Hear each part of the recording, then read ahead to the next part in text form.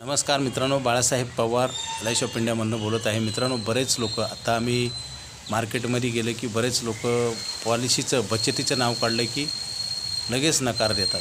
मित्रांनो, तुमच्याच नावावर तुमच्यासाठीच करायचे. तुम्ही जर अशी टाळाटाळ केली तर काय होईल? भविष्यात अडचण येतील. आत्ता काही होणार नाही. आत्ता उलट तुम्हाला दिलासा मिळेल.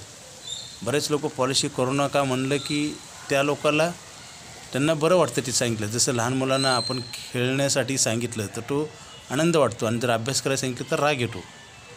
तसंच आहे मित्रांनो, हे लहान मुलाचं उदाहरण वेगळं आहे. त्यांना कळत नसतं, परंतु समजदार लोकंसुद्धा आपण काय करतो, वेड्यासारखं वागतो. मित्रांनो, पैसे कमवतो आणि खर्च करतो, आपल्या उत्पन्नापेक्षा जास्त खर्च करतो. म्हणजे बेंडोकसारखं वेड्यासारखं काम आहे. आणि बचत करायला सांगणाऱ्या माणसाचं आपण ऐकत नाही. आणि जे काही थोडेफार लोक बचत करतात ते चुकीच्या ठिकाणी करतात. पहिली गोष्ट, आता लोकांना पैसेच पुरत नाहीत, उत्पन्नच पुरत नाहीत, म्हणून 2-2, 3-3 जण एका घरातली काम करतात, तेव्हाच घर चालतं. ही वस्तुस्थिती आहे. परंतु मित्रांनो, आपली परिस्थिती ह्या जगामध्ये कुणीच दुरुस्त करणार नाही आणि सुधारवणार नाही. त्यासाठी आपल्याला कधी ना कधी पावलं उचलावं लागतील. जेवढं आपण उशीर करू, जसं एखाद्या रुग्णाला उशिरा ट्रीटमेंट घेतल्यावर काय होतं, पैसे जातात, त्याला त्रास पण होतो आणि जीव पण जातो. तसंच आहे, तुम्ही वेळेत जर कुठल्याही गोष्टी नाही केल्या तर त्याचे गंभीर परिणाम मोजावे लागतात आणि त्याचा फायदा दुसऱ्याला होतो. जसं आजारी पडल्यावर डॉक्टरचा फायदा होतो ना, आणि आपल्या शरीराला त्रास होतो आणि कधीकधी आजार पण दुरुस्त होत नाही. म्हणजे गंभीर प्रश्न निर्माण करायला आपणच कारणीभूत आहोत. छोटा प्रॉब्लेम असताना आपण जर दुरुस्त नाही केलं, तो मोठा झाल्यानंतर आपल्याला तो प्रश्न सुटू शकणार नाही. ते कर्जबाजारी झालेली माणसं सुसाईड करतात. शेवटी काय होतं, चूक केल्यानंतर सजा मिळते. काही चुका आपल्या हातानं होतात म्हणून आपण जीव देतो. ही सजा आहे आपण आपल्याला दिलेली. ज्यावेळेस आपल्यावर अन्याय करतो तर आपण कोर्टात जातो भांडायला. त्यावेळेस आपल्याला न्याय मिळेल नाही मिळेल माहिती नाही, परंतु अन्यायच होऊ देणार नाही, अन्यायच होणार नाही अशी खबरदारी घेतली तर सगळ्यात भारी आहे ना. परंतु त्या गोष्टीकडे लक्ष दिलं जात नाही. जसं आजारीच पडू नये म्हणून जर प्लॅनिंग केलं तर काय होईल? काय लोक मेडिक्लेमच्या पॉलिसीला आजारी पडलं नाही, आमचे प्रीमियम वाया गेला असं वाटतं, त्यांना वाईट वाटतं, मानसिक त्रास घेतात ते. काही लोक 2-3 वर्षे आजारी नाही पडले की पॉलिसी बंद करून टाकतात. मित्रांनो, हे काय, हे आपल्याला डोकं नसल्यासारखं आपण वापरतो. डोकं नसल्यासारखं आपण विचार करत असतो किंवा काम करतो. त्याच्यामुळेच प्रॉब्लेम येतो. कारण काही गोष्टी आहे ना, आपल्याला माहिती नसतं उद्या काय घडणार. जसं गाडीला ॲक्सिडेंट झाला नाही म्हणून ब्रेक काढून टाकायचं का? घराला चोरी झाली म्हणून कुलूप घराचं दार तोडून टाकायचं का? दारच लावायचं नाही का? मित्रांनो, काही गोष्टी असतात ना, त्या गोष्टीला पेशन्स ठेवले पाहिजेत. मला सांगा, पेशन्स ज्याच्याकडे आहे त्याला फायदा नक्की होतो. कुठल्याही गोष्टीचं पेशन्स पाहिजे. बऱ्याच लोकांना पेशन्स नसतात आणि त्याच्यामुळे त्यांचं नुकसान होतं. म्हणून माणसानं चांगल्या गोष्टीसाठी श्रद्धा आणि सबुरी जसं असतं, आपण त्याच्यावर विश्वास ठेवला पाहिजे आणि पेशन्स ठेवले पाहिजे. आपण गडबडघाई केली तर काय होतं, नुकसान होतं. बऱ्याच लोकांचं असं होतं ना, पॉलिसी बंद केल्यावर ॲक्सिडेंट होतो किंवा आजारी पडतात. म्हणजे लढाई किती खाडी म्हणल्यासारखं असं होता कामा नये. आपण चांगल्या गोष्टीचं सतत अनुकरण केलं पाहिजे. जसं आपण रोज जेवण करतो, जिवंत राहण्यासाठी गाडीत पेट्रोल टाकतो, ह्या गोष्टी कंटिन्युटी प्रोसेस आहेत. जसं विद्यार्थ्यांनी रोज अभ्यास केला पाहिजे, दरवर्षी अभ्यास केला पाहिजे. जेवढं शिक्षण आहे तेवढं चांगलं घेतलं तर काय होईल, चांगला फायदा होईल.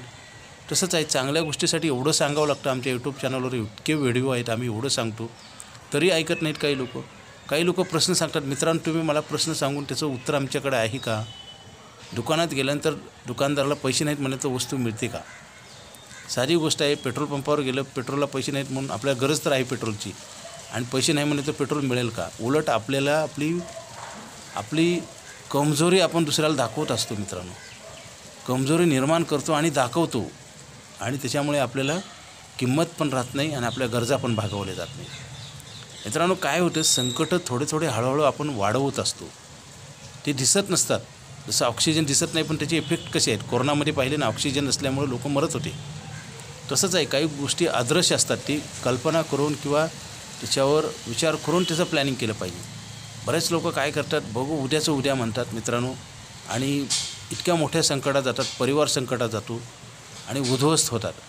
आता जी मोठमोठी संकटं येतात, नैसर्गिक संकटं, भूकंप असतो, वादळ असतं, आता अतिवृष्टी झाली, कधी पाऊसच पडत नाही, रेल्वे अपघात, विमान एरोप्लेन दुर्घटना, रोड ॲक्सिडेंट, असे जे संकटं येतात ती काय तुम्हाला सांगून येतात का? बरं, हे काहीच संकटं नाही आली तर म्हातारं तर होणार आहे आपण, त्यानंतर काय करणार? पैशाचा प्रश्न आपण निर्माण करत असतो, निर्माण होत नाही. आणि जरी झाला तर ज्या गोष्टी तुमच्या हातात नाही त्याचा विचार करू नये. बरेच लोक आपल्या हातात नसणाऱ्या गोष्टीचाच विचार करतात आणि जे हातात आहे ते करत नाहीत आणि त्याच्यामुळे अजून ते अडचणीत येतात आणि मग त्याचा फायदा दुसऱ्या व्यक्तीला होतो. मित्रांनो, LIC ऑफ इंडिया ही भारत सरकारची संस्था आहे. आयुष्यभर पैसे देणारा प्लॅन आहे. स्टार हेल्थचे मेडिक्लेम पण करणं गरजेचं आहे. दोन्ही प्लॅनिंग मजबूत करा, म्हणजे जेणेकरून जसं मार्केटमध्ये आज ह्याच्या पुढे 10 वर्षानंतर आपल्याला आजच्या जे रेटमध्ये जी वस्तू मिळतात 10 वर्षानंतर मिळतील का? आपण पैसे जास्त देतो का नाही? पूर्वी 50 रुपये लिटर पेट्रोल होतं, आज किती आहे? 105 आहे. आपण म्हणतो का 50 रुपये होतं द्या आणि मिळेल तर का?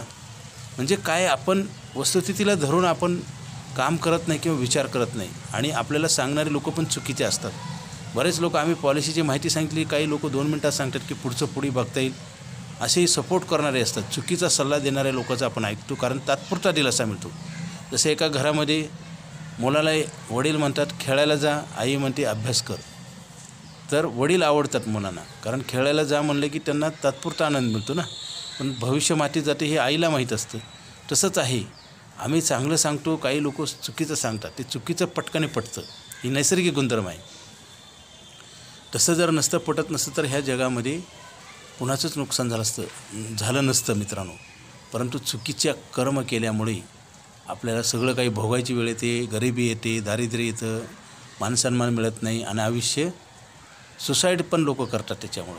म्हणून आपणच आपल्या अडचणी वाढवत असतो. LIC ऑफ इंडिया भारत सरकारची संस्था आहे मित्रांनो. LIC ऑफ इंडियाची पॉलिसी घ्या, मेडिक्लेम करा, जास्तीत जास्त करा. नुकसान झाल्यास आपल्याला हे कळून उपयोग होत नाही आणि आपलं नुकसान भरून कोणी देत नाही. त्यासाठी भरून काढण्यासाठीच केलेले करार आहेत. लवकरात लवकर पॉलिसी घ्या, मोठी पॉलिसी करा.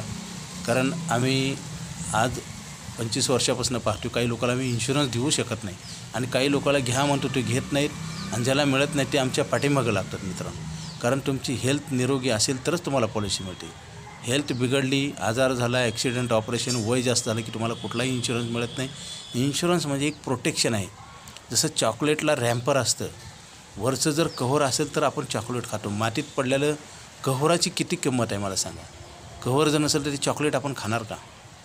साधी गोष्ट आहे मित्रांनो. तसं आयुष्याला कव्हर आहे इन्शुरन्सचं. ह्या कव्हरमध्ये तुम्हाला बेनिफिट पण मिळतात.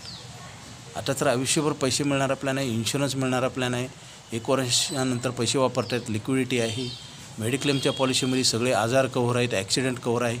आपण करत नाही आणि आयुष्यभर काबाड कष्ट केलेली पैसे किंवा पैसे नसताना घर विकून, जागा विकून, कर्ज व्याजानं पैसे काढून हॉस्पिटलमध्ये भरती करावं लागतात. म्हणजे हे वेड्यासारखं आहे मित्रांनो. हे बिंडोकाचं काम आहे.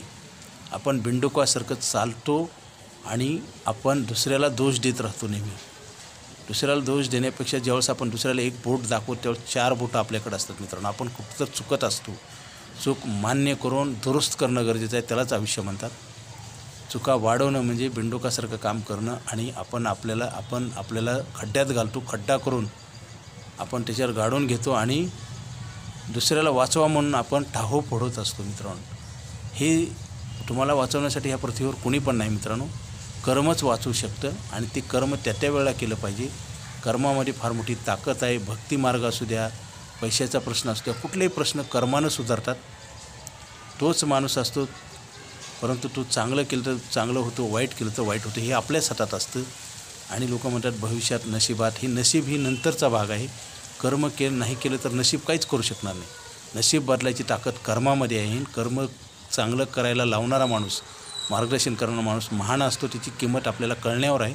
बऱ्याच व्यक्तीला लगेच कळत नाही आणि इम्प्लिमेंट करत नाहीत, म्हणून तर प्रॉब्लेम येतो. त्यासाठी चांगलं कर्म करण्यासाठी आम्हाला फोन करा, आम्ही तुम्हाला मार्गदर्शन करू.